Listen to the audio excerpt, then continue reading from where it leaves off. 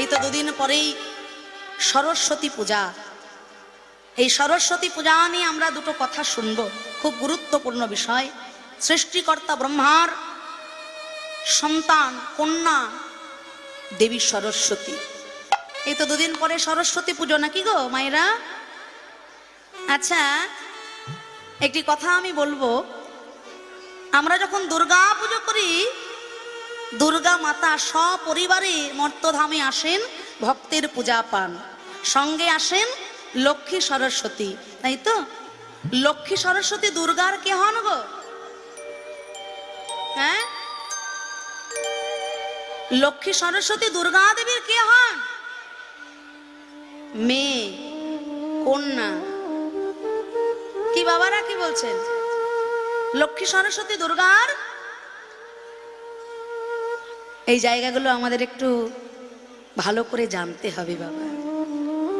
শাস্ত্র পড়লে জানা যাবে, যখন দুর্গা দেবীর বিবাহ হচ্ছে, লক্ষ্মী দেবী দুর্গা দেবীকে শৃঙ্গার করছেন, সাজিয়ে দিচ্ছেন। সরস্বতী মা ওই বিবাহের এও কাজ করছে, স্ত্রী আচার করছে বিবাহের জন্য। সৃষ্টির প্রারম্ভে সৃষ্টিকর্তা ব্রহ্মার মুখ থেকে সৃষ্টি হলো বেদ মাতা সরস্বতী। তাই দুর্গার কন্যা কিন্তু লক্ষ্মী সরস্বতী নয়। সনাতন ধর্মাবলম্বী হিন্দু হয়ে আমাদের এই ছোট্ট ছোট্ট তত্ত্বগুলো বিশেষভাবে মনে রাখা দরকার। সৃষ্টির পূর্বে, সৃষ্টি যখন জগৎ সংসারে হচ্ছে, সেই সৃষ্টির সময়কাল থেকে বেদ মাতা সরস্বতীর আবির্ভাব এই জগৎ সংসারে। দুর্গা দেবীর কন্যা অবশ্যই আছেন। দুর্গা দেবীর একজন কন্যা হলেন জ্যোতি, যা দেবাদিদেব মহেশ্বর মহাদেবের নয়নের জ্যোতি থেকে সৃষ্টি। আর একজন কন্যা হলেন অশোক সুন্দরী, যার উদ্দেশ্যে আমরা জলদান করি। আর মনসা দেবীও তো শিব ঠাকুরেরই কন্যা।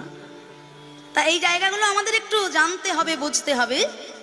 আচ্ছা, এই জগৎ চরাচরে কলিকালের প্রারম্ভে সরস্বতী পুজো এই জগতে প্রথম কে করেছিলেন জানা আছে বাবা?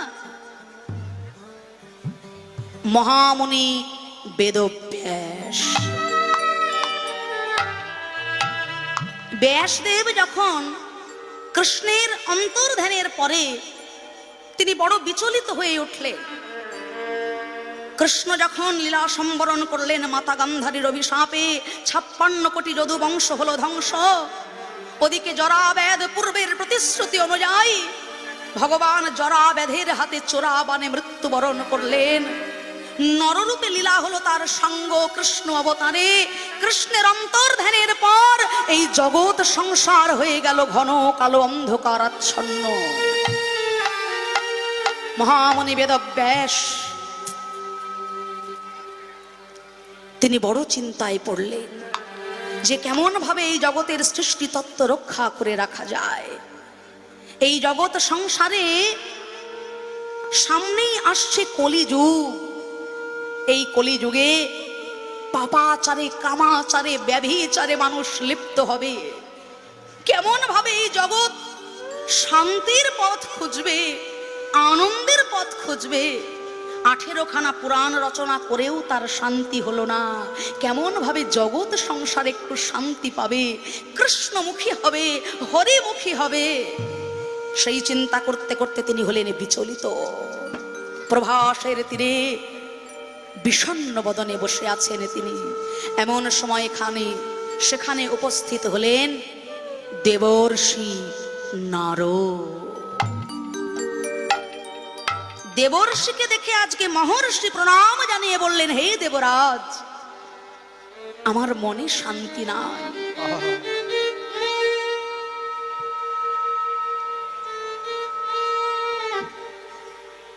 18 পুরাণ রচনা হলো,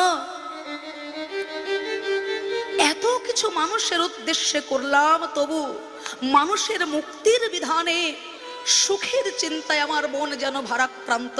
কিসে কলিজীবের হিত হবে আপনি দয়া করে আমাকে বলুন। দেবঋষি নারদ বললেন, হে বেদব্যাস, আপনি 18 পুরাণ রচনা করেছেন, এত শাস্ত্র গ্রন্থ রচনা করেছেন, কিন্তু ভগবানের লীলা কথা কি আপনি লিখেছেন? যে লীলা কথার মধ্যে ভগবানের দমন লীলা থাকবে, আবার পালন লীলা থাকবে, আনন্দ ঘন মুহূর্ত থাকবে, সেই ভগবানের লীলা কথা আস্বাদন করতে করতে কলি হত জীব মুক্তির বাসনায় ছুটে বেড়াবে। রচনা করলেন তিনি শ্রীমদ্ ভাগবতম।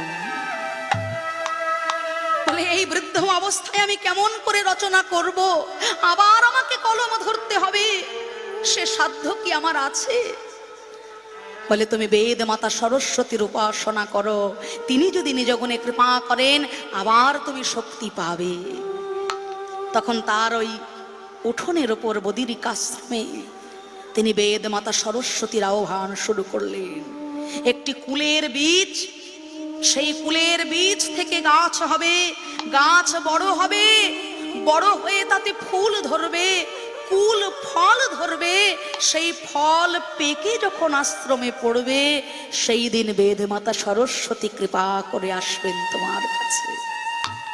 দিন যায়, মাস যায়, বছর যায়, কতকাল যায়, সাধনা করতে করতে জীর্ণ শীর্ণ দেহে একদিন দর্শন দিলেন বেদ মাতা সরস্বতী। সেই সময় তিনি সেই কুল ফল দিয়ে, বদ্রী ফল দিয়ে সরস্বতী মায়ের করেছিলেন আরাধনা। সেই জন্য সরস্বতী পূজার সময় আগে সরস্বতী দেবীকে কুল ফল নিবেদন করে আমাদের সেবা করতে হয়। যারা যারা পড়াশোনা বা শাস্ত্র চর্চা করেন বা গান বাজনা করেন তারা এগুলো বিশেষ করে পালন করেন। তাহলে সরস্বতী পূজা এই জগৎ সংসারে দাপরের শেষে কলির প্রারম্ভে মহামণি বেদব্যাস প্রথম করলেন। যাই হোক, সামনেই সরস্বতী পূজা আসছে, মায়ের কাছে প্রার্থনা করবেন, সরস্বতীর কৃপা না হলে বিদ্যা লাভ হবে না, বিদ্যা লাভ না হলে সংকীর্তন হবে না, শাস্ত্র অধ্যয়ন হবে না।